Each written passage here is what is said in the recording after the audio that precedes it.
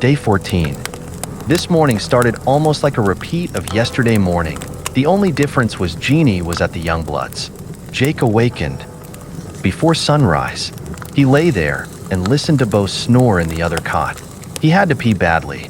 He sat up and swung his legs over the side of his cot and sat there for a few seconds before he stood up. He walked to the door and removed the brace. He picked up the flashlight from off the table and opened the door instead of first starting a fire in the stove. Jake had to pee. The first thing he noticed after he opened the door and turned the flashlight on was the body of the dead Bigfoot that Bo had put out of its misery last night was gone. He shined the light all around and discovered a heavy trail of blood that led from the brush outside the cabin to the main path. The blood trail then continued up the main path toward the spring. The forest duff and leaf litter on the path looked saturated with blood. P first then examined the trail of blood. Jake thought to himself, he had to go bad. He stepped beside the cabin and peed for what seemed like 3 minutes straight. He suspected the reason he had to pee so badly was because of the 2 glasses of water and the jar of vegetable soup he had consumed right before he went to bed last night. Once he finished his business, he walked over to the main trail to examine the blood. The creature or creatures that retrieved the dead Bigfoot dragged its body away instead of carrying it. Drag marks were evident on the trail. The duff and leaf litter was upturned and sat in long, continuous rows along both sides of the trail. He continued to shine the light up the trail, and to both the left and right of it looking into the trees. He made sure there weren't any creatures that hid alongside the trail. He didn't see any, so he walked up the trail for several yards before he found where the dead Bigfoot was dragged off the main trail and onto a new game trail. This new trail wound its way up to the top of the mountain. Jake wondered, why was this Bigfoot dragged away instead of carried away like the others had been? Another mystery. Jake returned to the cabin and closed the door and put the brace back into its cradle. He walked over to the stove and started a fire so he could make one last pot of coffee. There were just enough coffee grounds left to make one last pot. He got the pot ready and set it on the stove to boil. He walked over to his clothes to see if they were dry. They were still damp. He figured this was because they didn't light a fire in the stove last night that would have heated up the cabin to dry them. He walked over to his cot and picked up his dirty sweatpants and slipped them on along with a clean t-shirt that he got from out of his duffel bag. Once dressed, he walked over to the table to sit down and smoke a cigarette while he waited for the coffee to boil. He knew he and Bo had at least an hour and a half or so before they had to meet Brian on the other side of the river to begin their search for Steve. He thought to himself, I have plenty of time to pack up mine and Steve's duffel bags before we have to head out. If Bo doesn't wake up from the smell of the brewing coffee, I'll let him sleep a little longer because he looks worse than I feel. Jake knew he and Bo were both exhausted, and once they rescued Steve and got the hell away from there, it would take quite a long time for all of them to recuperate from this nightmare. The coffee was ready, so Jake got up and poured himself a cup. He sat back down at the table to drink it and lit another cigarette. He suspected he had only 1 pack of cigarettes left in his duffel bag. He told himself, when my cigarettes are gone, I'm gonna quit smoking. Is a promise I intend to keep. If I make it out of here alive and continue to smoke, how stupid would that be? Since I've survived and endured everything we've all gone through, I don't want to die from lung cancer at some point in the future just because I continue to smoke. Talk about self-defeating behavior. Jake finished his first cup of coffee and stood up to pour himself a second cup. He sat back down at the table to think about everything that each one of them had endured over the past 2 weeks. He thought, if Steve is still alive, he will have endured the worst of all of us. I don't want to imagine what is going through his mind. He might not ever be able to escape from his nightmare, even if we get him away from the Bigfoot and back home. Poor Bo. He lost his buddy Gene over all of this. He nearly lost his own life in the wreck. I'm lucky the Bigfoot I attacked and killed with the axe let me escape with just minor injuries. Throughout this entire ordeal, we've been lucky Grandpa built this little log cabin so sturdily. It's proven itself time and time again as it withstood the brutal attacks the creatures unleashed upon it. It's a shame we can't lock it up and preserve it. Once we abandon it in an hour or so, the creatures will probably move in and destroy it forever. Even though we've got a hammer and some nails, we can't replace the hasp block. The Bigfoot that pried it off the door bent and twisted it beyond repair. It's totally destroyed. I don't understand how it did it. There's no other damage to the outside of the door. It looks like it grasped the lock and used its brute strength to pull it and the hasp straight off the door and door jamb. All the nails came out with it. Bo was still asleep, so Jake got up and walked over to wake him. He knew they only had about an hour before they had to meet Brian because the sun had started to come up. He could see the sun as it came in around the corners of both the window and door frames. Bo was laying on his stomach.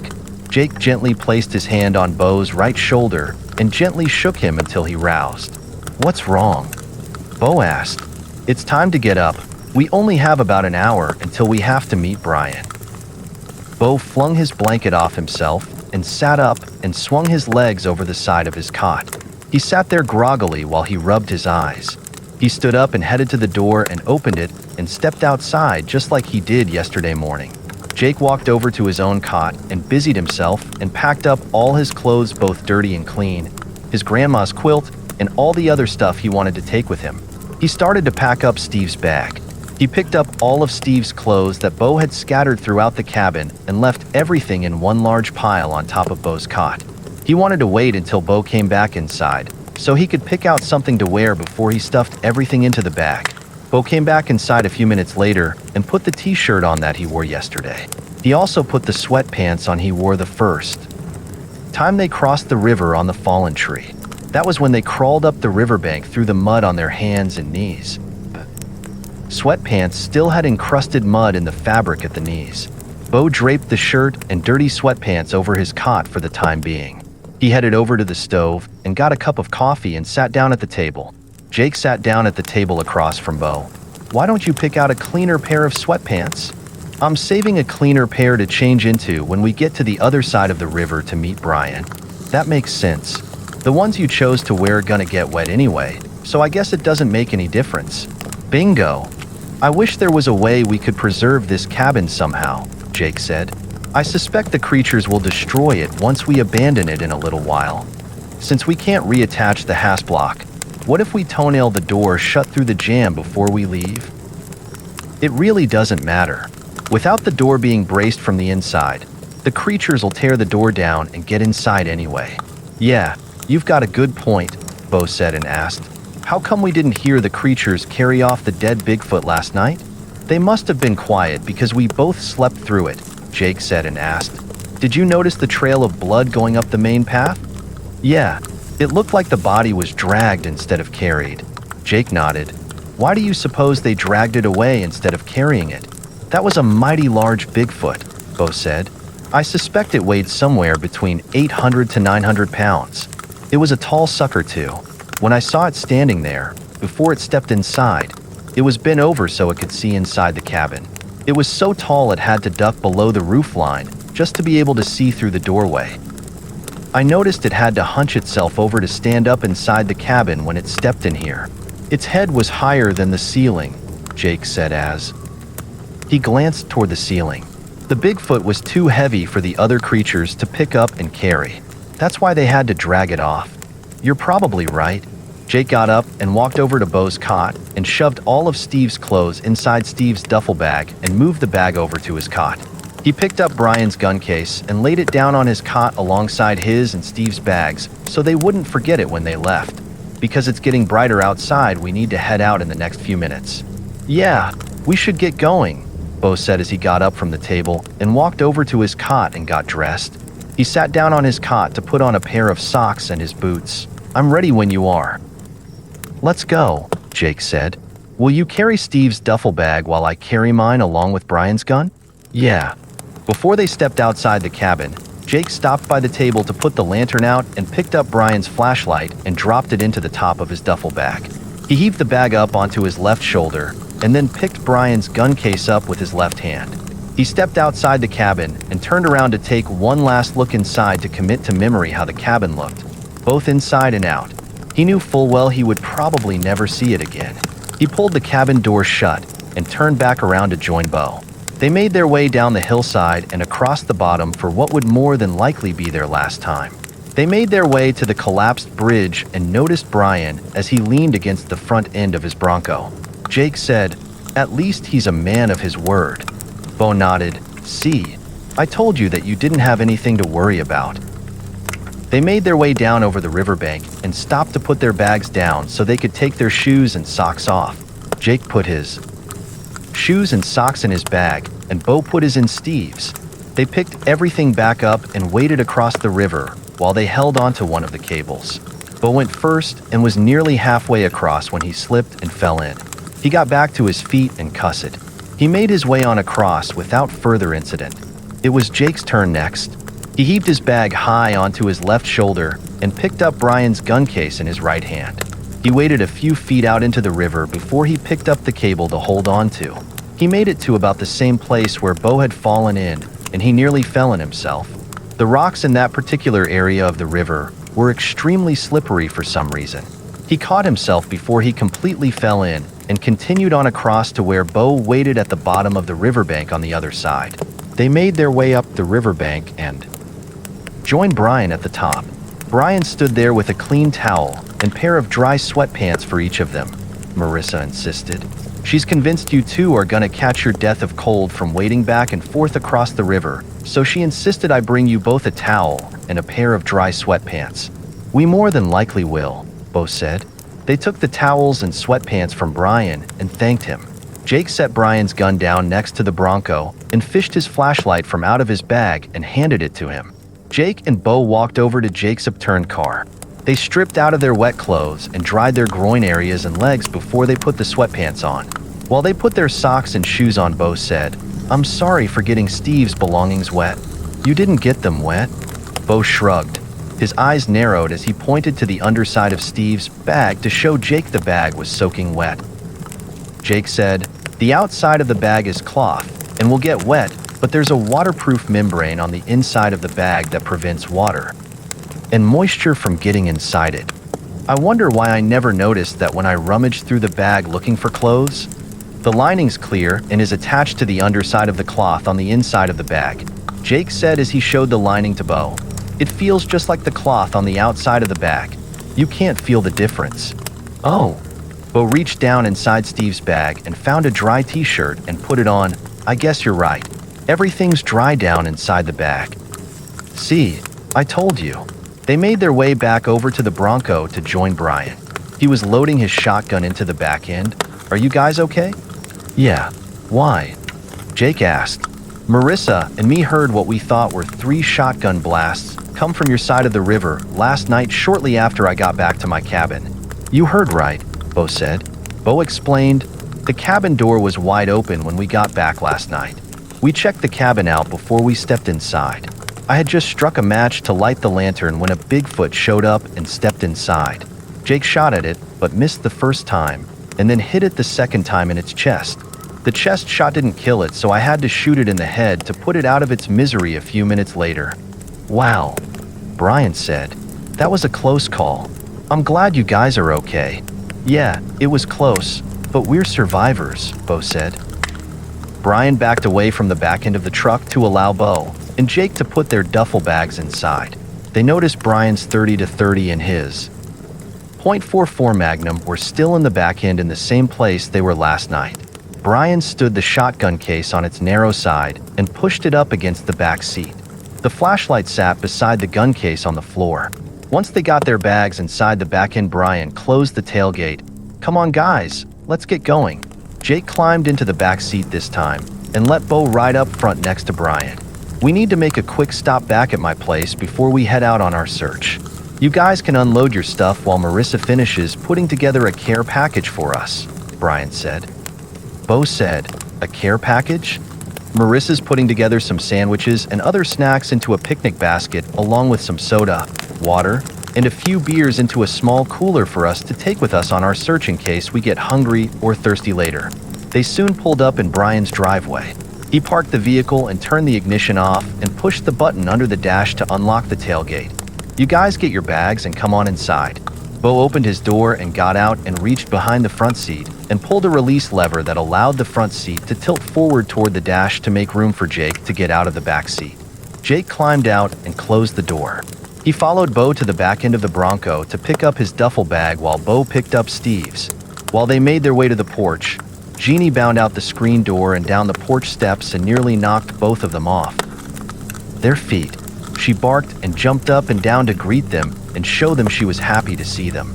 They reached out to pet her and that seemed to calm her down. She followed them upon the porch and to the screen door where Jake stopped to knock before they entered. They heard Marissa shout from inside the cabin, "Come on in." Jake opened the door and he and Bo along with Jeannie stepped into the living room. Jake was surprised to discover this room was not a living room at all, but a great room. The great room was enormous and had at least 30 feet high timber-framed ceilings with wall-to-wall hardwood floors. Marissa decorated the room in an early Native American motif.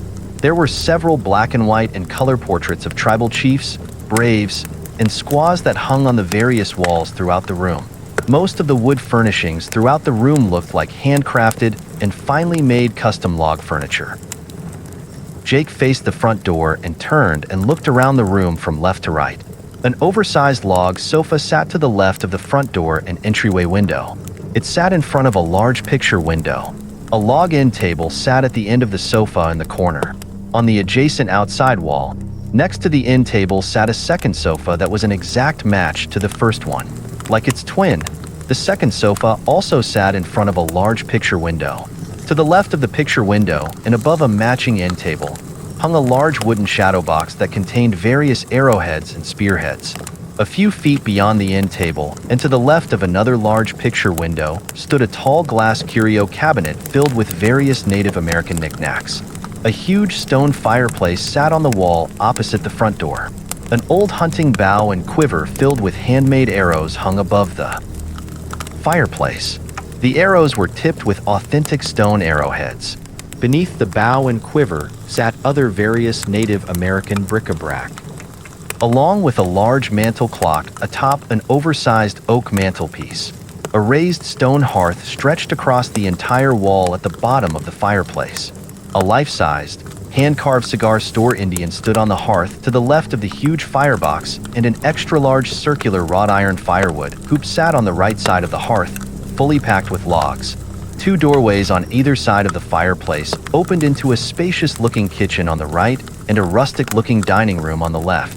On the left wall, adjacent to the fireplace, stood a large, split-log stairway that led upstairs to a loft area that overlooked the entire great room. A beautiful log railing complete with hand-carved log balusters ran up the right side of the stairway and connected into a large newel post. The railing and balusters then crossed from the top of the stairs across the front of the loft to the right outside wall of the cabin. 3. Closed wooden doors hung along a wall opposite the railing upstairs. Another large picture window was located at the midpoint of the staircase. Along the outside wall to the left of the bottom of the staircase stood a tall wooden bookcase that was filled with various soft and hard-covered books. A stereo system sat on the fourth shelf with large speakers that sat on the floor on either side of the bookcase. To the left of the bookcase and underneath another large picture window sat a wooden writing desk and chair. On the adjacent front wall, nestled into the corner to the left of the writing desk and in front of another picture window, sat a cozy-looking reading area. The reading area was decorated with two variegated navy blue and off-white wingback chairs that sat diagonally and faced each other atop a large hand-woven Native American rug. Both chairs had a brightly colored Native American blanket draped over their backs.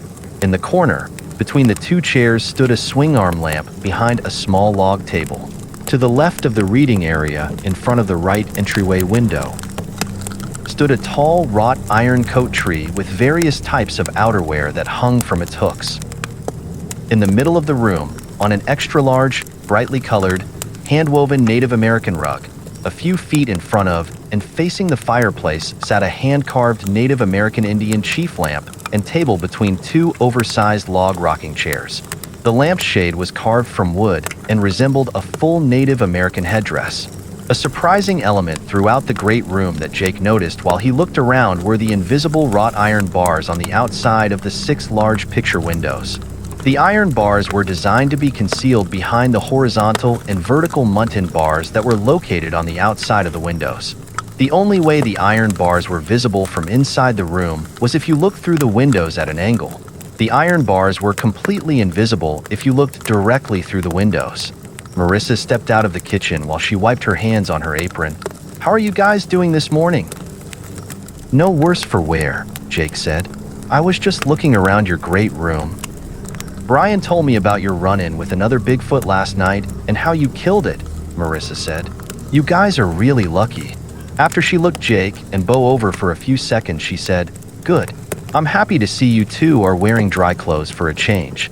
I asked Brian to take some towels and dry clothes with him when he went to pick you up this morning, so you two could get dried off and changed so you won't get sick."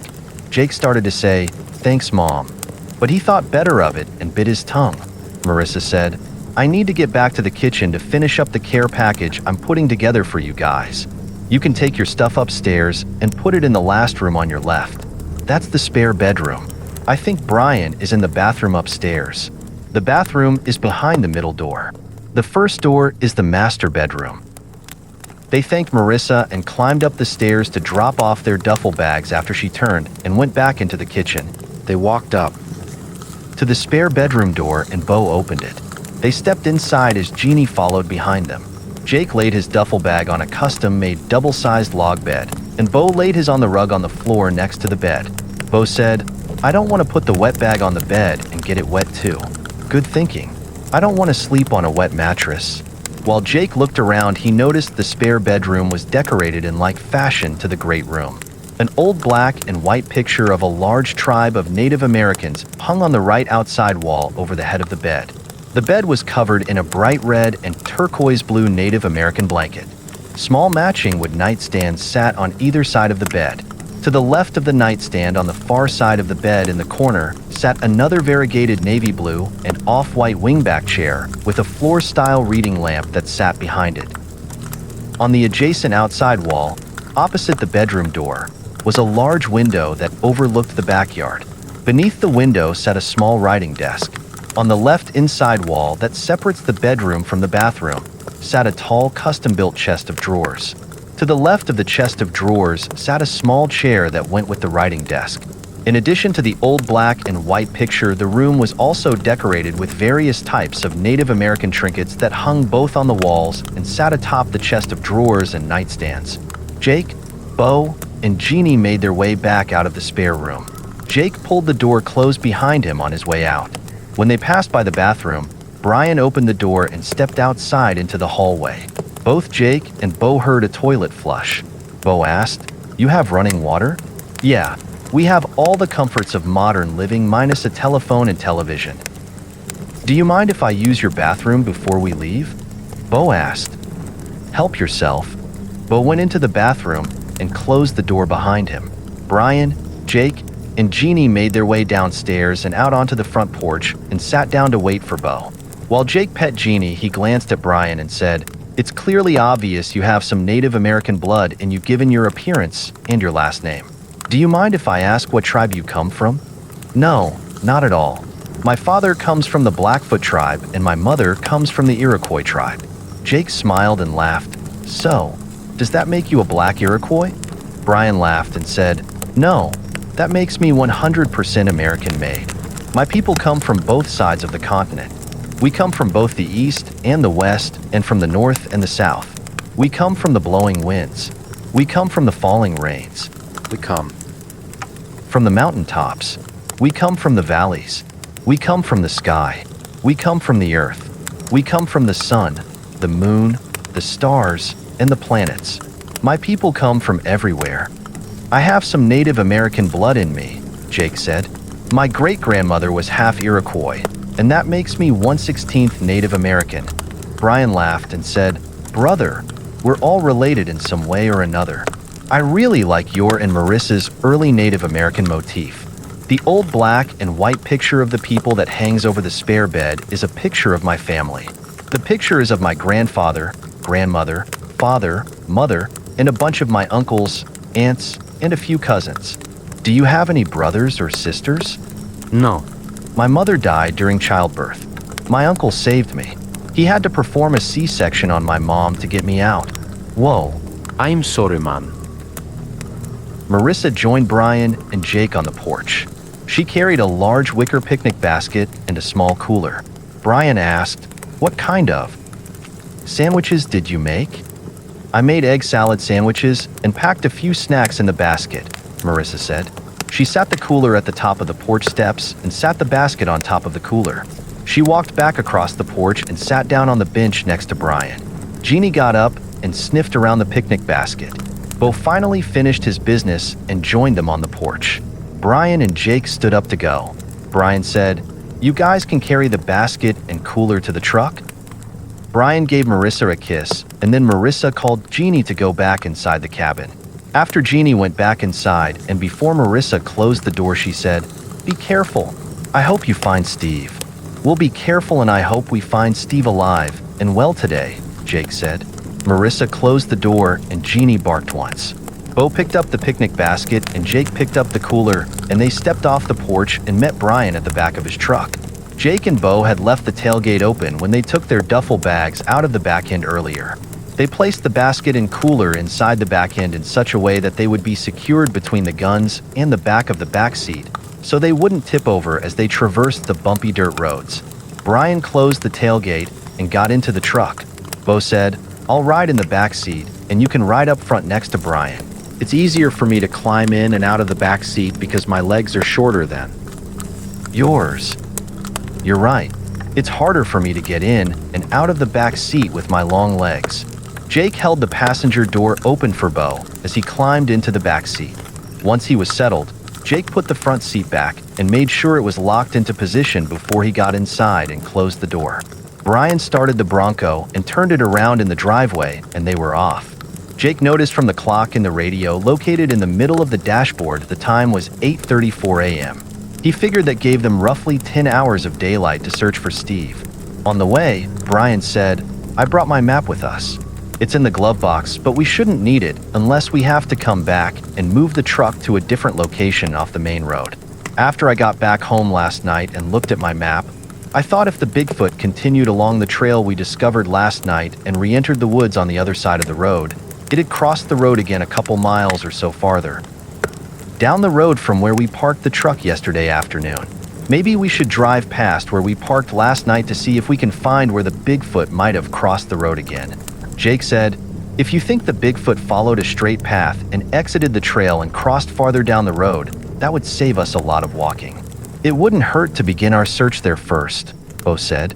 "If we can't find any sign of the Bigfoot or Steve, then we can drive back to where we parked last night and pick their trail back up and start our search from there." They agreed to start their search in the location Brian discovered on his map the night before. They had already crossed the river once and were now going to cross it again at the bottom of the switchback. Like yesterday, Brian slowed as he reached the river's edge and then gunned the engine to take off and ford the river. They made their way across to the other side and traveled past where they pulled off the road yesterday. They made their way around several more curves and another switchback before Brian slowed down and scanned the road. Brian said, "This is where the Bigfoot should have crossed the road again if it stayed on a straight path." He pulled over into a wide spot on the right shoulder of the dirt road and put the Bronco in park and turned off the ignition. They all got out of the truck and Brian pushed the button below the dash to unlock the tailgate and then pushed the button on the armrest of the driver door to lock the passenger area of the truck up. They made their way out into the road and looked on both sides of it as well as in the road itself for any indication of where the Bigfoot and Steve might have crossed as Brian had expected them to. They walked several yards on down the road to a location where Bo noticed a large trail opening that came from the woods on the left. He looked along the opening of the trail for any sign of the Bigfoot's or Steve's footprints, while Brian and Jake carefully studied the road surface and looked for the same. Jake discovered a partial Bigfoot imprint near the center of the road. On either side of it was 2 imprints left by Steve's bald sneakers. Jake pointed the tracks out to Bo and Brian, and they noted how the tracks re-entered the woods on the right side of the road and continued on. They all walked back to the back end of the truck, and Brian lowered the tailgate so they could get their weapons. Brian put his gun belt on that, holstered his .44 and extra bullets. Jake pulled out the .30 along with a handful of bullets. Bo opened the gun case and got the shotgun out along with a couple of handfuls of 00 buck. Brian closed the tailgate, and they all stood there while they loaded their weapons. They walked back to where Jake discovered the footprints and stepped onto the game trail. They were about 30 feet down the trail when Bo noticed a small piece of Steve's blue t-shirt. This is a good sign. At least we know we're headed in the right direction. Brian and Jake nodded. They continued to follow the winding trail through the woods and found another piece of Steve's shirt every 50 yards or so. They felt like they had walked at least another mile or so before they stepped off the trail and back out into the road again. They clearly saw the Bigfoot's and Steve's footprints cross this section of the road and continue back onto the trail on the other side. They decided they needed to take a break and discuss what they found. They stood and talked in the middle of the road near the Bigfoot's and Steve's tracks. Brian said, "From what I can remember from my map, we're about 4 miles farther down the main dirt road because we followed this mile-long game trail through the woods. From where the truck is currently parked, the dirt road continues for about 2 miles before it switches back in this direction for another 2 miles to where we're at right now. From here, the main dirt road continues for about another 3 miles before it switches back again in this direction. I suspect it'll be about another 3 miles from the second switchback to where the game trail will meet the road again, which is about a half-mile away." Bo shrugged with a blank expression on his face. Jake's brows furrowed. His eyes narrowed as both of them tried to figure out what Brian had just explained to them.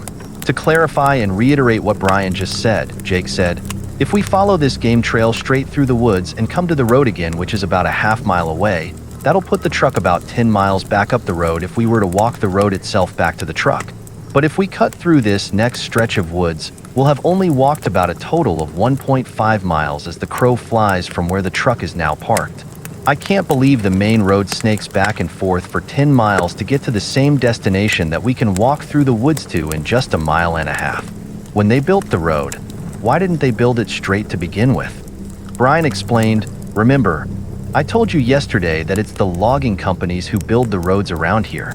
When they built the main road, they created the dead-end forks, which are spaced about a half-mile apart. They do it that way to keep from clearing too much timber out of a small area all at once. The logging companies only clear about 3 to 5 acres at a time before they move on to the next location about a half-mile farther down the road. We should all continue on the trail and follow it through the woods until we hit the road again," Jake suggested. "If the trail continues on across the road, then Brian can cut back through the woods and get the truck and meet us at the next trail crossing." "That sounds like a plan," Brian said and asked, "What do you think about it, Bo?" Bo said, "Maybe we shall. Will you be comfortable cutting back through the woods to get your truck by yourself?" Jake asked. Brian put his right hand on his holster. "As long as I've got my .44 with me, I'll be fine." As I started to say, maybe we should all walk back to the truck together. I don't think it's a good idea to split up and let Brian walk alone back through the woods to his truck," Bo said, glancing at Jake, his eyebrows lowered and eyes squinting. "I'll be fine," Brian said. "I'm not the least bit worried about a monster getting a hold of me if that's what you're worried about." They entered the woods and continued on down the trail across from where they stood. This trail wound its way back and forth and up and down through the woods. When they walked up over a small rise, Brian noticed another piece of Steve's t-shirt lying next to an old dead log. Jake noticed some marks on the top of the log that indicated Steve and the Bigfoot stopped there to rest. Jake showed the marks to Brian and Bo. Upon closer inspection, Bo pointed out that Steve had written a message in the soft dead wood. The message said, "Tell my family I love them, Steve." Given his message, Steve sounds like he's in fear for his life, Jake said. Brian stated, "He's probably been in fear for his life ever since the Bigfoot kidnapped him." "No doubt," Jake said, "but his message sounds like he's giving up hope. Wouldn't you?" Brian asked. Jake said, "Maybe. But if I went to the trouble to leave a trail of shirt crumbs and hoped that someone would come along and find me, I'd at least hold on to my hope until the very end." "Maybe Steve thinks he's reached his end," Bo said.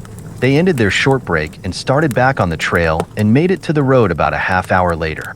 They noticed the trail continued on the other side of the road when they emerged from the trail. Brian said, "I'll walk back through the woods and bring the truck around. Me and Jake will wait here for you." Brian looked at his watch. It's almost noon. I'll be back in about an hour to an hour and a half. He turned around and started back down the 1.5-mile trail to go and get his truck. After Brian turned around, Jake looked for a log or something to sit down on to wait for his return. A large fallen pine tree lay parallel to the road a few yards past the right of the trail. While Jake walked toward the fallen tree, he heard a whistle come from the direction Brian was headed. He walked over to the tree to sit down. Before he sat down, he asked, "Did you hear the whistle?" Bo evidently didn't hear him because he didn't say anything. Jake shrugged his shoulders and then stood the 30-30 against another pine tree a couple of feet away and then sat down and faced the road. Bo joined him a few seconds later and stood the shotgun against the tree next to the 30-30. After Bo sat down, Jake asked him again, "Did you hear the whistle come from the direction in which Brian went?" "Yeah, I heard it." They heard another whistle come from the woods several hundred yards to their right. "There's the return call," Bo said. "There's two creatures in the immediate area that know we're here. We're gonna have to stay alert." "Yeah, like always." Jake lit up a cigarette and took a few drags from it. "Do you think we'll ever come to the end of this trail?" "Eventually." "What do you think we'll find?" "Hopefully we'll find Steve," Bo said. "Hopefully he'll be alive. Hopefully he'll be strong enough to make it out under his own power, and we won't have to carry him back out through the woods. Hopefully." Suddenly, rapid shots rang out through the air, followed by a loud shriek. Bo and Jake jumped to their feet and stepped out into the road. "It sounds like he ran into trouble," Jake said. "It sure sounds like it. Do you think we should go and see if he needs help?" "I think we should wait here for a few more minutes to see if he fires off any more rounds." Yeah, Bonoded. "I think he can take care of himself when it comes to these creatures." They didn't hear any more shots ring out, so they made their way back over to the tree and sat back down. They continued to talk for another hour before Bo said, "I'm getting hungry. I can eat too. When Brian gets back with the truck, we can dig into the care package Marissa put together for us." Bo said, "Hopefully he'll make it back." "He'll probably pull up at any minute," Jake said. "We didn't hear any more gunfire, so I assume he made it back to the truck by now. Not hearing any more gunfire is what's freaking me out. It sounded like he shot and killed one Bigfoot. Didn't you only hear one shriek?" "Yeah, but there might have been more than one Bigfoot." "Quit being a pessimist," Jake said. While he glanced at Bo, his brows knitted.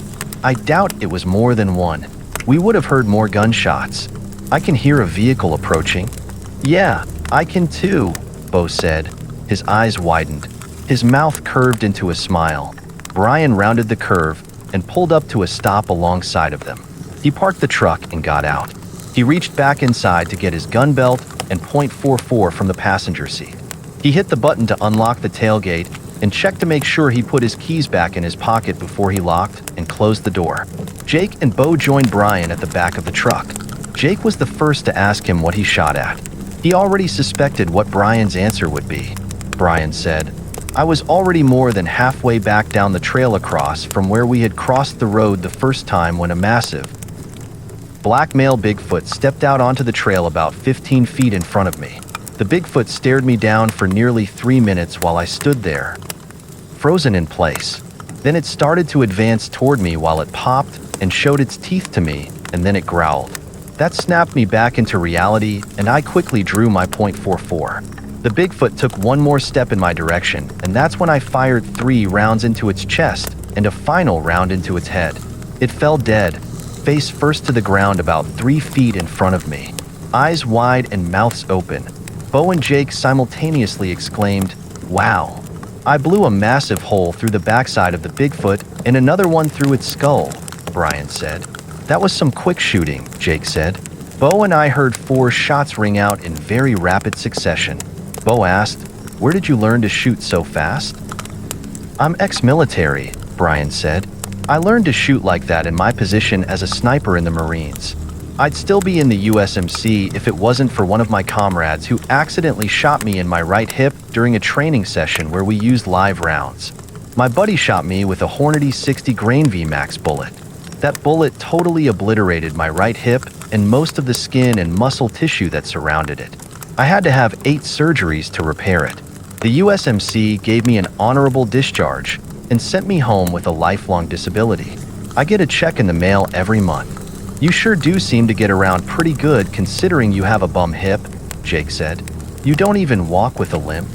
I had to spend several months in rehab and do physical therapy to be able to walk on it again. It's gotten better over time. The accident happened nearly 7 years ago. That's when I met Marissa. She was my physical therapist in the VA hospital in Morgantown. Marissa's ex. Military too. She served the customary 4 years in the USMC before she went to college and then became a civilian physical therapist. She does part-time on-call work now, but those jobs are far and few between. She's mainly just a housewife. Are you guys hungry? I'm starving, Bo said. Jake said, I'm getting there. How about we dig into the lunch Marissa packed for us? Brian asked as he opened and lowered the tailgate. Bo said, that sounds great. Get us a soda out of the cooler while I get us a sandwich and a small bag of potato chips from the wicker basket, Brian said. Bo handed Jake a cola and sat another one down in the back of the truck for Brian. Brian handed Bo and Jake each a sandwich and a bag of chips. Jake pointed the fallen tree out to Brian where he and Bo sat earlier. We can go over to the tree and sit down and eat, they made. Their way over to the tree and sat down and ate their lunch. Marissa made each of them an egg salad sandwich on a homemade Vienna roll. She mixed diced hard-boiled eggs, mayonnaise, mustard, onion, sweet pickle relish, and diced green Spanish olives and pimentos into the best egg salad sandwich Jake had ever eaten. Jake said, remind me to thank Marissa when we get back to the cabin. This sandwich is great, Bo said. Brian said, Marissa's a hell of a cook. Once they finished their lunch, Bo collected the sandwich wrappers, the potato chip bags and the empty soda cans and took them back to the truck. Brian said, Marissa packed a small bag down inside the picnic basket for us to throw our garbage in. Bo found the bag and put everything inside it. He turned back toward Brian and asked, do you need anything else out of the back end of the truck before I close the tailgate? Brian said, bring the flashlight back with you. Bo closed the tailgate and walked back over to Brian and Jake and handed the flashlight to Brian and sat back down. Jake lit up a cigarette and asked, what time is it? Brian looked at his watch. It's 3:08. Jake figured they had another 3.5 to 4 hours of daylight left. Brian asked, are you guys ready to go? We will be as soon as we pick up our weapons, Jake said as he stood up. Jake and Bo picked up their guns and followed Brian down the trail. They walked about 50 yards before they found another piece of Steve's shirt that lay in the middle of the trail. Brian said, if we don't find him soon, we're gonna wind up in the next county south of here. Which county is that? Jake asked. Braxton County, Brian said. The road snakes back around one more time before it goes on over into Braxton County. Once we come to the end of this trail, about a quarter mile away, the next time we'll hit the road again will be about 2 miles as the crow flies, through the woods. Braxton County will then be about another 2 miles straight through the woods on the other side of the road and over a small rise. There's a small rock canyon on the other side of the rise called Dead Miner's Gulch. I found the canyon when I was deer hunting about 2 years ago. I looked it up on a map when I got back home to find out the name of it. The canyon is about the length of 2 football fields. Large rocks jut out at the base of 2 mountains that form the canyon walls. A small creek runs through the middle of it. The canyon is narrow and is only about 10 to 15 yards wide. It's even narrower in some places. A vertical, 150-foot high rock wall stands at the far end of the canyon and water cascades down over the side of it. The canyon opening is the only way in or out of it unless you scale the walls. Even with the noonday sun riding high in the sky, it's still pretty dark inside the canyon. That's because of the trees near the tops of the canyon walls, and because it's so narrow. The trees and the way the rocks jut out make it shady most of the time. I've only been in there one time and it was creepy. So creepy, in fact, I never wanted to go back. How did the canyon get its name? Bo asked. Brian said, a group of 4 miners searched through several caves for gold in the mountains on either side of the canyon back in the mid-1800s. The miners discovered a nice-sized vein of gold in one of the caves and loaded about 400 pounds of gold dust and nuggets into several small bags, and then loaded the bags into an old mule-drawn wagon along with all their mining equipment. The miners were gonna take their gold into town to cash it in at the local bank. They were worried they would get robbed of their gold and all of their hard work that it took to dig it out of the cave. They decided it would be best to wait until after dark before they headed down off the mountain. They supposedly were gonna camp out overnight at the foot of the mountain and take their gold to the bank early the next morning when it opened for business. When nightfall came, they hopped on top of their wagon and sat atop their gold and mining equipment and headed off down the mountainside. As the story goes, something spooked the mule and it took off and raced down the mountainside in the dark while it wildly pulled the miners and the wagon behind it. The miners held on to the sides of the wagon while they feared for their lives and shouted at the mule and tried to get it to slow down and stop. The mule never slowed down or stopped. It was said that one of the miners had even attempted to break the wooden yoke that connected the mule to the wagon with his pickaxe, but failed in his attempt. The frightened mule ran straight over the side of the canyon wall and pulled the miners and their wagon full of gold and mining equipment over the side of the wall with it. All of them fell about 150 feet to their deaths when they hit the ground. The official story says it took about 2 years before someone found the miners' remains laying in the bottom of the canyon. The person that eventually found them reported there were no bags of gold. The person who discovered the miners told the authorities that he found the demolished wagon and the miners and the mules' remains and their equipment, but there wasn't any sign of the gold. The sheriff at the time suspected someone had previously stumbled upon the miners' bodies and took their gold but never reported their deaths. It came out many years later that the person who originally reported their deaths was the same one who stole their gold. No one ever knew for sure who took it because the person who originally found them moved away from the area and then moved completely out of the state somewhere. The sheriff couldn't find him and bring him in for additional questioning. Did that answer your question about how the canyon got its name? Bo said, "Yeah, and that's an incredible story." Jake asked, "Do you think there's any more gold in them there hills?" "Nah, those caves have been mined more than 10 times over," Brian said. "There's never been any more reports of any significant amounts of gold being found around here since before the turn of the 20th century. Have you guys ever heard of the Flatwoods or Braxton County Monster?" "No," Bo said. Jake said, "My dad mentioned it to me a long time ago." Brian said, "I'll have to refresh your memory and tell Bo about it sometime. Is the Braxton County Monster a Bigfoot?" Jake asked. "You'll have to wait until I tell you about it to find out what the monster is," Brian said. "We'll have to talk about it later because we're coming up to the road." They stepped off the trail and out into the road. They noticed where the Bigfoot and Steve continued on across the road and re-entered the woods on the other side. Brian looked at his watch and said, "It's 5:47 p.m. and we only have about an hour of daylight left. We know for a fact they kept going on down the trail across the road. We can start our search from here in the morning. Even if we turn back now, it'll probably be dark before we make it back to the truck." Bo said, "That's fine with me because I'm getting tired." "Yeah, I'm getting tired too," Jake said. Brian said, "I have a pretty good hunch where the Bigfoot might have taken Steve." "Where?" Jake asked. His eyes gleamed. His mouth twisted. Brian said, "Because the Bigfoot and Steve continued on across the road. I think it took him to the canyon I just told you guys about." Think about it. It's a perfect place for a Bigfoot to live and hide out. It's in an area that very few people visit, if any. It has a water source that runs through the middle of it and a lot of rock outcroppings the Bigfoot can use to hide under and sleep. It also has only one way in or out of it that can be easily guarded. Bo and Jake discussed what Brian had just explained to them, and Bo said, "It does make sense. We'll have to check the canyon out tomorrow." "That sounds like a plan," Jake said. "I hope Steve will be there." They stood on the road to rest for a few minutes before they started back down the trail to the truck. The sun was low in the sky and cast eerie shadows on the trees. The tree canopy also made it darker in certain spots along the trail. Dusk set in, and all three of them remained on high alert.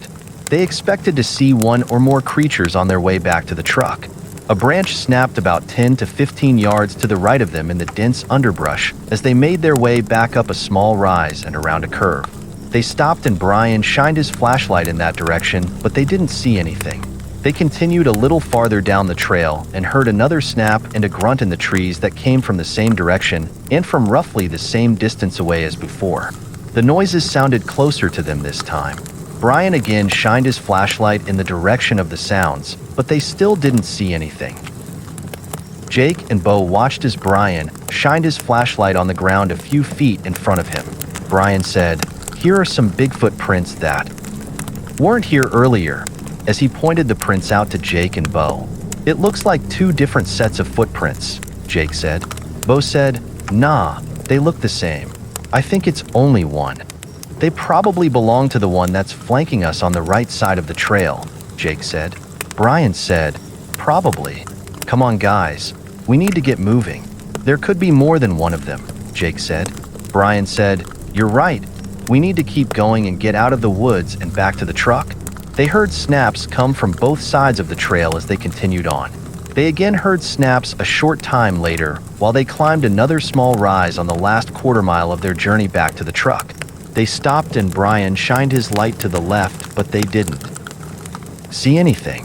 When Brian shined his light to the right, they all saw a 7 to 8 foot tall Bigfoot duck behind a tree.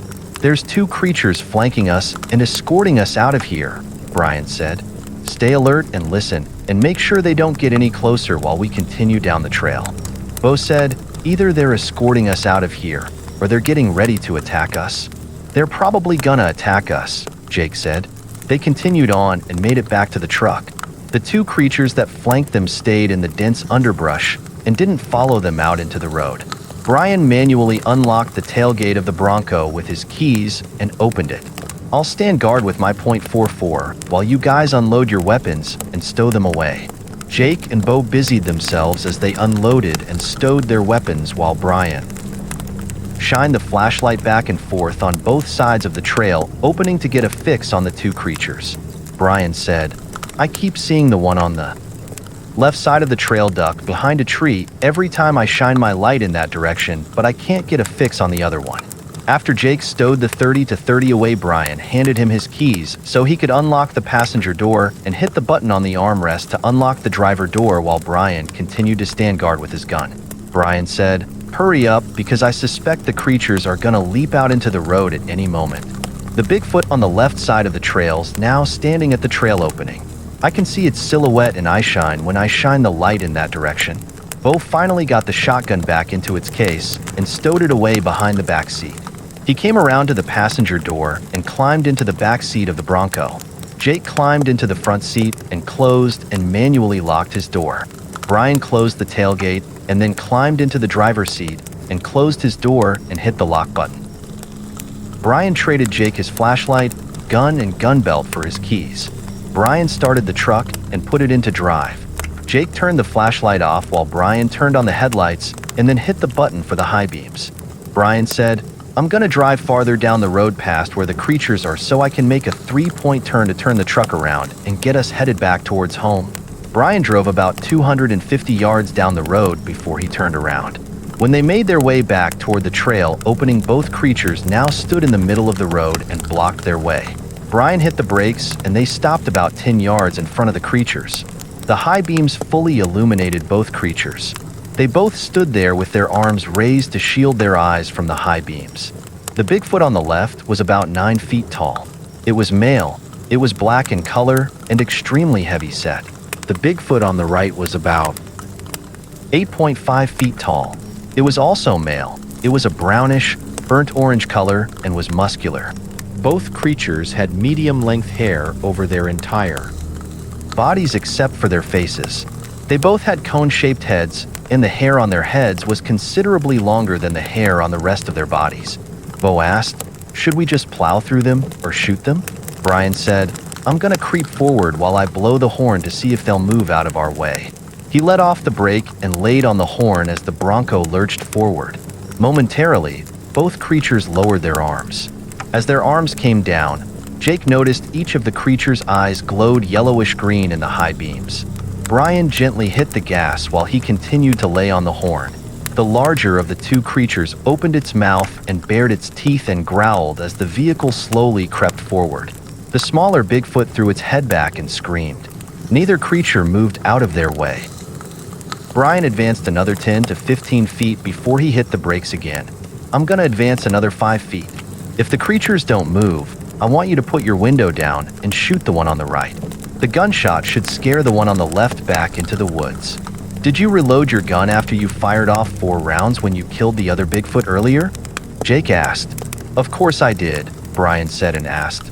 You don't think I'd wander around these woods with a half-loaded gun, do you? I just thought I'd check to make sure, Jake said. Brian advanced another 5 feet, and the creature still didn't move. Jake asked, Do I have to cock the gun before I pull the trigger? No, Brian said. Just aim and squeeze the trigger. Jake opened his window and got onto his knees on the top of the passenger seat so he could lean farther out the window. He took careful. Aim at the center of the Bigfoot's chest on the right and pull the trigger. The Bigfoot immediately went down. The Bigfoot on the left didn't. Flee into the woods like Brian suspected it would. It roared and quickly advanced toward the truck. Jake hastily leaned farther out the window and took aim at the Bigfoot's head. He pulled the trigger just as the Bigfoot reached the outside rearview mirror on the driver's side of the truck.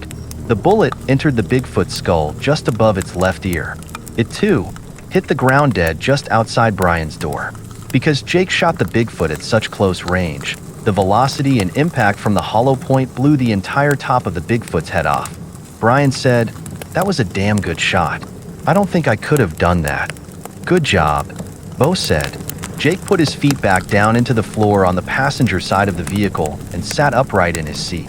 He hit the button to put his window all of the way back up before he put Brian's .44 back in its holster. He trembled as he sat there. Bo said, Let's get the fuck out of here. Brian stepped on the gas, and they made their way back toward his cabin. When Brian drove past the first Bigfoot that Jake shot, Jake shined the flashlight through his window onto its dead body. He noticed the .44 had blown a hole about the size of a softball through the Bigfoot's back. Massive amounts of blood already began to pool at the Bigfoot's side. They had made it farther down the road on their way back to the cabin when he asked, Are you two ready to hear the story about the Braxton County monster? Yeah, Jake said. Bo asked, Is it all right to drink a soda inside your truck?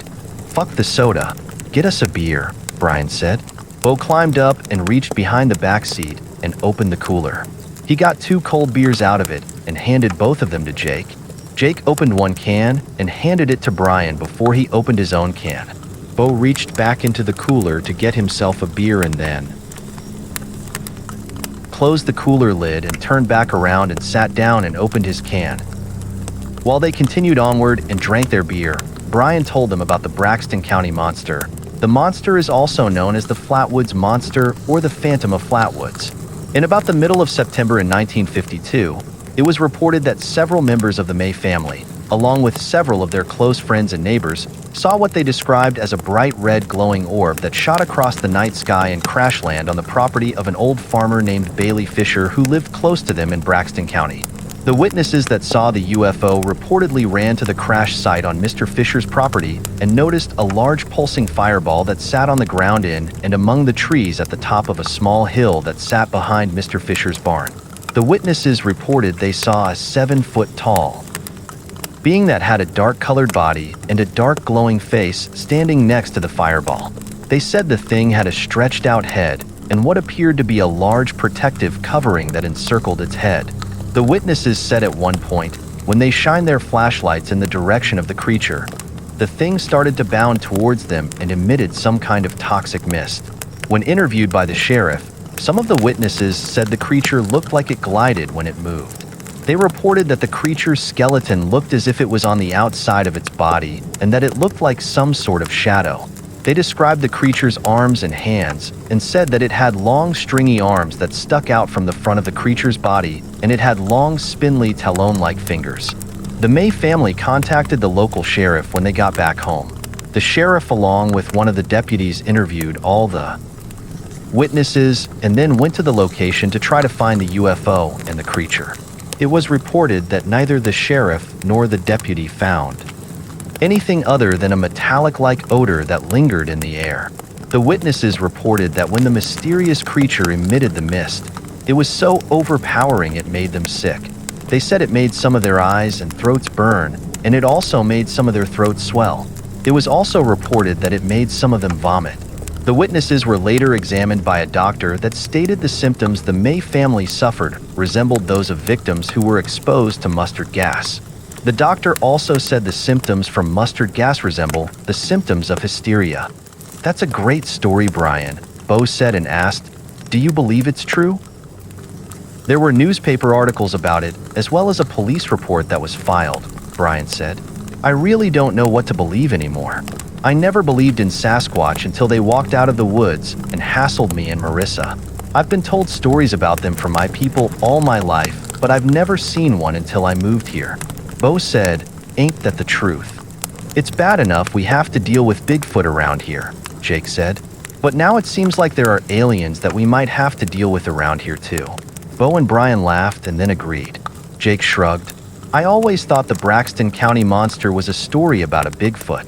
I guess I got my monsters mixed up." Brian said, "The only reason I waited until now to tell you, and Bo, that story was to take your minds off Steve and the creatures. That was a great thing to do because it worked for a little while," Jake said. They pulled into the driveway and Brian said to Jake and Bo, "Just leave my 30-30 and shotgun in the back end. It isn't gonna hurt anything, because we'll need them again tomorrow. Bring my .44 inside in case we might need it overnight." Brian put the truck in park and turned off the ignition. When they got out, Brian asked Bo, "Help me get the picnic basket, cooler, and garbage out of the back end." Brian hit the button that unlocked the tailgate and Jake walked around to the other side of the truck while he carried Brian's .44 and waited for Brian and Bo to gather up the stuff they were going to carry into the house. In the meantime, Marissa and Jeannie walked out on the porch. Jeannie ran down the porch steps and across the yard to greet Jake. He reached out to pet her for a few seconds, and then she took off and ran over to Brian and Bo. They had already gathered everything and closed the tailgate. They walked over to Jake, and all of them made their way to the porch with Jeannie running in circles in the lead. Marissa said, "I was getting worried about you guys." "Don't get your pantyhose in a wad," Brian said and smiled. "You don't need to worry about us good old boys." Jeannie bound up the porch steps and sat down next to Marissa. Brian mentioned to Marissa about their encounters with the creatures and said, "I think I might know where Steve is." "Where?" Marissa asked. "That canyon I told you about a couple years ago when I went deer hunting. The one I had to look up on the map. Dead Miner's Gulch. Why do you think Steve would be there?" "That's the direction in which they're headed. It's also a good hiding place for the Bigfoot." "Are you going to check it out tomorrow?" "First thing in the morning." "I've been waiting dinner on you guys," Marissa said as she hugged Brian and kissed him on his cheek. "I made your favorite, my homemade ground beef and venison meatballs and spaghetti sauce." Marissa looked at Jake and Bo and said, "We are going to have spaghetti and meatballs along with a salad and homemade cheesy garlic bread for dinner." "That sounds great," Jake said, eyes glinting, a smile on his face. "Your egg salad sandwich I had for lunch was delicious." "Thank you." "It's no trouble. I have to keep you guys fat and happy," Marissa said as she patted Brian on his belly. "We need to head inside to eat though. I can't hold pasta forever." They made their way inside the cabin. Brian said, "Follow me. We can put the cooler and picnic basket down on the counter in the kitchen." Marissa, Jeannie, and Jake followed Brian and Bo to the kitchen. Bo said, "The aroma coming from the kitchen smells wonderful. It smells of fresh tomatoes, basil, and garlic." "It does smell great," Jake said. Brian and Bo put their stuff down on the counter. Jeannie walked through the kitchen and into the adjoining dining room and went underneath a large farm-style table and laid down. Brian said, "You guys can wash up in the kitchen sink before you head into the dining room to eat." Jake and Bo walked over to the sink and washed their hands. They dried them with paper towels that sat on the counter when they finished. Marissa carried plates, bowls, and silverware into the dining room. She turned to Bo and Jake. "Don't be shy. Come on." As Jake and Bo entered the dining room, the first thing Jake noticed was a huge chandelier that was made from deer antlers that hung from the ceiling and was perfectly centered over the top of the farm table. He also noticed some more early Native American artwork that hung on the walls. Marissa pointed to a bench on the other side of the table. "Take a seat." Jake and Bo sat down. "I really like your decorative motif," Jake said. "I just decorate this way for Brian," Marissa said as she placed silverware next to everyone's plate.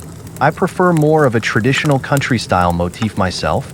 Marissa continued to busy herself as she placed 4 salad bowls around the table. Brian came into the dining room and sat down on the bench across from Bo and Jake. Marissa asked, "What would you like to drink?" "We have soda, iced tea, milk, and beer." "I'd like a glass of iced tea," Jake said. Bo said, "I'll have the same." "I'll have a beer," Brian said. Marissa went back to the kitchen and returned with all of their drinks and set them down in front of them. She went back to the kitchen and returned with a big bowl of fresh salad greens and sat down. "By the time we eat our salad, the garlic bread will be ready, and then we can start on our main course." Jake peeked underneath the table to see what Jeannie was doing. She lay curled up and sound asleep under the center of the table. They ate their salad. Jake asked, "What kind of salad dressing did you put on the salad?" "It's a mixture of olive oil and balsamic vinegar along with several herbs and spices. It's a salad dressing mix that my mother taught me how to make. I like it very much," Jake said. "Thank you." Marissa finished her salad and returned to the kitchen. Brian asked, "What time do you want to get started on our search in the morning?" "The earlier the better," Jake said. Bo said, "About the same time we got started today. How about if we leave here around 6 a.m. so we can be where we left off when the sun comes up?" Brian said. Jake said, "I don't have a problem with that." "I don't either," Bo said. Marissa came back into the dining room while she carried a huge bowl of spaghetti covered with her homemade sauce and meatballs and sat it down in the middle of the table. "Dig in while it's hot." "I'll be right back with the garlic bread," Brian said. "Hand me your plates." Brian loaded Jake and Bo's plates with a huge mound of spaghetti and 3 tennis ball-sized meatballs. He loaded his and Marissa's plates in the same fashion. He passed Bo a bowl that contained freshly grated Parmesan cheese to put on top of his spaghetti. Bo put a couple spoonsful of cheese on top of his spaghetti and passed the cheese to Jake. Jake put a couple spoonsful of cheese on his spaghetti. Marissa came back into the dining room. She carried a plate of cheesy garlic bread that had been toasted to perfection. Jake saw it and said, "Wow, that looks super." Marissa handed the plate to Brian and sat down. Brian took 2 pieces of the bread and laid them down on his salad plate before he passed the bread to Bo. Jake passed the bowl of cheese to Marissa while Bo took 2 pieces of garlic bread and then passed the plate to Jake. He took 2 pieces and placed them on his salad plate like Brian had done. He then passed the bread to Marissa, who did the same thing, and then set the plate down on the table. Once they were all settled and ready to eat, Brian asked, "Will one of you do us the honor and say grace?" "I will," Bo said. Bo prayed, and at the end of his prayer, everyone said amen. Then they ate.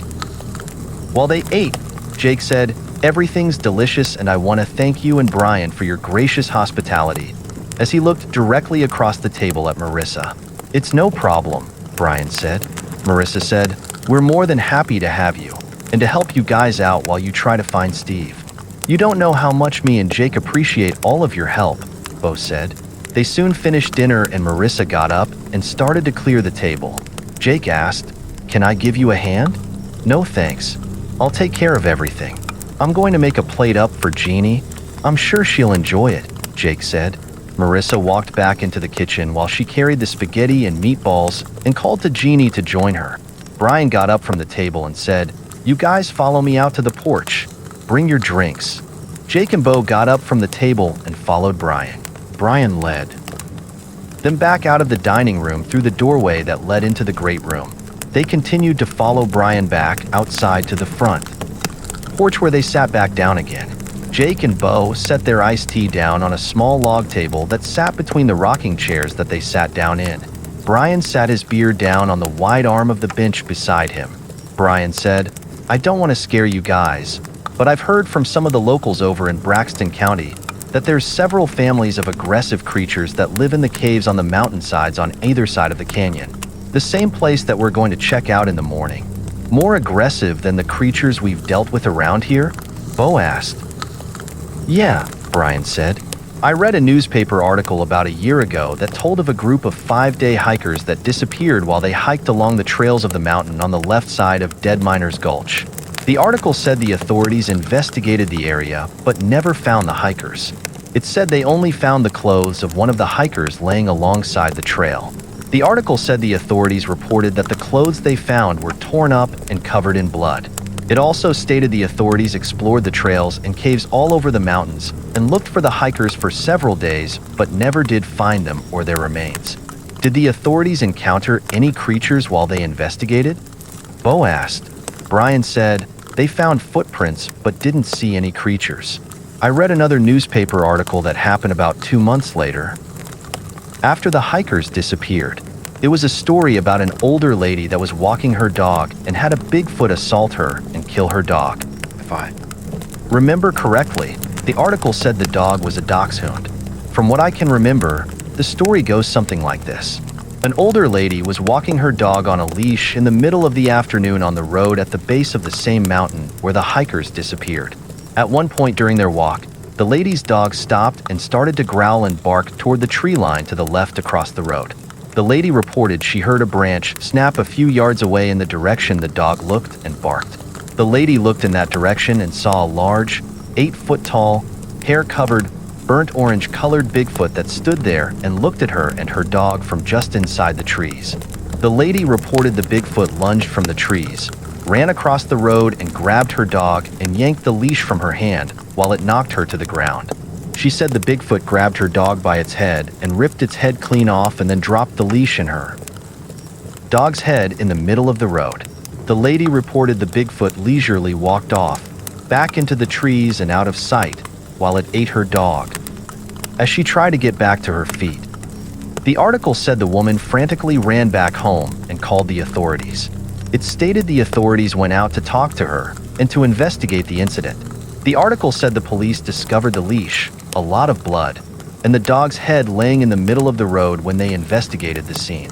After the official police report came out a short time later, the investigator at the scene reported that a bear was what had killed her dog. The lady has always told everyone that a bear isn't what assaulted her and killed her dog. I'm friends with someone who knows the lady, and my friend says that she has vehemently stated over and over again, I know what a bear looks like. The thing that assaulted me and killed my dog walked away on 2 legs. Have you guys ever heard of such a thing? Bo said, yeah, it's hard to imagine them attacking people for no good reason. I can understand about the dog though. Done some research that says when the creatures are confronted with a barking dog, they will usually kill them. I wonder why the Bigfoot didn't kill the lady. Who knows? Jake said, they're unpredictable. Look how they've attacked us for no good reason.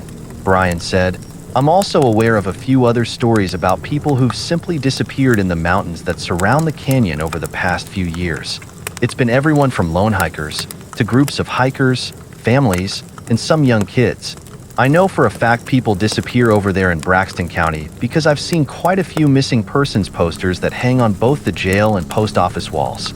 I think the authorities are fully aware of the creatures, but just cover them up. Do you think the Bigfoot that kidnapped Steve is related to the creatures you just told us about? Jake asked, is it kin to these more aggressive creatures? It's certainly related to those creatures, Brian said. Whether or not it's part of those creatures' family units remains to be seen. I hope it's not, Jake said. I hope the Bigfoot that kidnapped Steve is either a rogue Bigfoot or is associated with a more docile family. Brian said, so do I. Since you have hot and cold running water, do you think it would be okay if I take a shower? Bo asked. Sure, Brian said. Help yourself. There's clean washcloths and towels in the linen closet in the bathroom. It'll be so nice to enjoy the comforts of home for a change, Bo said. Bo got up and walked back inside. When he opened the door, Jeannie ran out and ran down off the porch to do her business. Jake stayed on the porch and continued to talk with Brian. Jake asked, don't your pipes freeze up in the wintertime? I have a heated basement, Brian explained. I have a metal and wood shop down there and a stove to burn all my scrap wood and lumber in. Jake asked, did you build all the log furniture I've seen around here? I sure did, Brian said. I also built the dining room table and benches. Marissa put together the chandelier. You're both very talented, Jake said. I mostly use my wood shop during the winter months, Brian said. I spend most of my time outside through the summer. It works out just right. Jeannie came back up onto the porch and laid down on the floor beside Jake. He reached over the side of his chair and pet her. Jake asked her, "Did you eat a good dinner?" Jeannie looked at him and wagged her tail a few times. Then she yawned a couple times and laid her head down. "I'm gonna go back inside and get another beer," Brian said and asked, "Do you want another iced tea?" "No thanks," Jake said. "I'm good." Jake lit up a cigarette when Brian went inside the cabin. He continued to pet and talk to Jeannie. "You'd better stay close to the house when you come outside to do your business. You don't want a Bigfoot to get a hold of you." Jeannie looked at Jake like she understood every word he just said to her.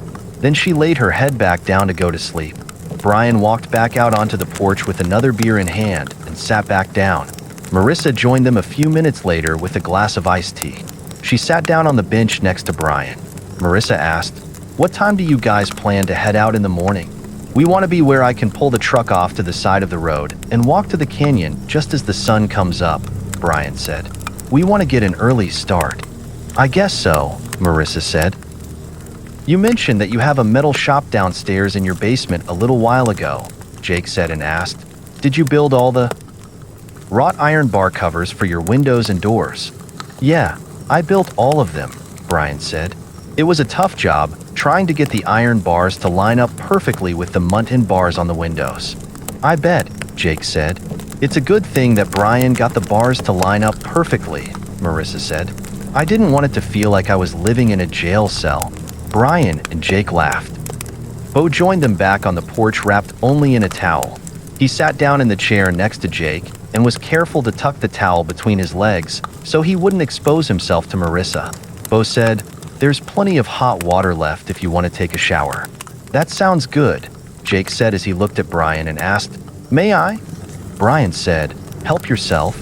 Jake excused himself and headed off to the bedroom to get a fresh pair of underwear and a t-shirt.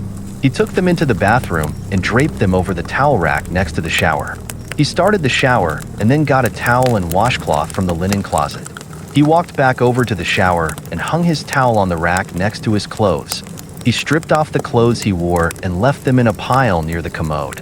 Jake stepped into the shower and let the hot spray wash away several days of grit and grime. He lathered up his washcloth with a bar of soap that sat on the soap rack that was affixed to the shower wall. It felt good to get all the dirt off of him. He washed his hair with the soap as well. He stood under the hot water and rinsed the soap from his hair and skin for several more minutes before he turned the water off and reached for his towel. Jake got out of the shower and dried off. He put his underwear and t-shirt on and then wrapped the damp towel around his waist. He walked over to the mirror and wiped the steam away from it. He looked into the mirror and ran the fingers of his left hand through his medium brown hair several times to tame it. He examined the bruise on his face and the gash on his temple to see if they were healing. He noticed he looked several years older when he looked into his own bluish-green eyes. The toll of everything he had endured over the past several days was catching up to him. He picked up his dirty clothes and carried them into the spare room and stuffed them into his duffel bag. He headed back downstairs to join everyone out on the porch. He went to his chair beside Bo and sat down and was careful not to expose himself to Marissa. Marissa saw that Jake and Bo both wore their bath towels. "Don't you guys have any clean clothes?" "No," Jake said. "I couldn't get to the river to wash my clothes out because of the creatures. I've already dirted everything I brought with me. The only clothes I have are the ones that I wore when Jean and I wrecked my truck," Bo said. "Jake was good enough to hook me up with a couple pairs of sweatpants he found at the retreat, and I've worn Steve's t-shirts over the past few days. Not to mention the pair of sweatpants that Brian brought me this morning." Marissa said, "Well, if you boys will gather up all of your dirty clothes and bring them downstairs with you in the morning, I'll do all of your laundry while you're out looking for Steve." "You don't have to do that," Jake said. "You and Brian have been more than hospitable already." "Nonsense," Marissa said. "It will give me something to do tomorrow while you guys are gone." "Okay, I won't argue with you," Jake said. "I'll bring my clothes down in the morning." "I will too," Bo said. Jake said, "Since we plan to get an early start tomorrow, I'm gonna go ahead and turn in for the night." "I think I'm gonna turn in as well," Bo said. Jake and Bo got up and excused themselves and made their way upstairs to the spare bedroom while Jeannie followed behind them. When Jake got into the bedroom, he flipped the switch just inside the doorway to turn on a lamp that sat on the nightstand located on this side of the bed. Jake picked up his duffel bag from off the bed along with Bo's that lay on the rug and walked around to the other side of the room and sat them on the floor next to the desk underneath the window. Jake next walked back around to the other side of the bed to get ready to get into it. He watched Bo walk past the bed to the far side of the room. He watched as he pulled the covers back from the head of the bed and then drop his towel before he got into it. Jake dropped his towel and got into bed and turned the bedside lamp out. Jeannie made herself comfortable on the throw rug on the floor next to him. He soon drifted off to sleep. Please tune in next week as we continue on with the next installment of A Journey Through Hell and Back. For those who cannot wait, this title is available on Amazon.com. A link to the book is available in the description below the video. Please remember to like and subscribe so you won't miss out on the continuing saga.